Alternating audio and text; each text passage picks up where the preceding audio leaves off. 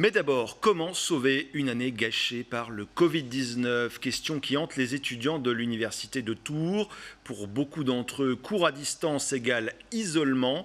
Les consultations psychologiques sont d'ailleurs en hausse de 30%. Pas facile en effet de rester concentré sur ses études, comme l'ont confié deux d'entre eux à Lucas Chopin. Les universités sont vides. Pour les étudiants, les cours, c'est à la maison.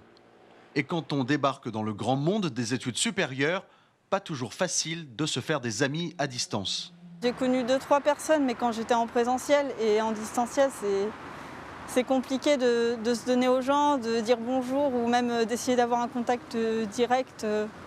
C'est très compliqué. Moi, depuis le début de l'année, j'ai rencontré très peu de personnes. Je me suis fait 2 amis à la fac pendant les premières semaines, les 2 premiers mois où on pouvait. Mais après, non, vraiment, j'ai pas trop pu rencontrer du monde ou quoi. C'est vrai que c'est pas facile de voir personne en fait.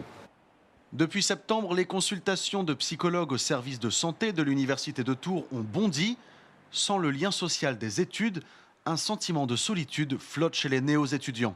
Quand on voit pas personne de la journée, et ce sur plusieurs journées, c'est un coup moral. Ouais. C'est vrai que plusieurs fois, je me suis retrouvé à déprimer, quoi. En fait, ouais, le plus dur, c'est pas forcément de suivre les cours à distance, mais c'est vraiment d'être isolé. On a l'impression un peu d'être abandonné parce qu'on voit les autres étudiants, les lycéens, les collégiens qui peuvent avoir ce lien social et nous, on n'a rien du tout. Alors que c'est possible, si on faisait une alternance avec des demi-groupes, ce serait...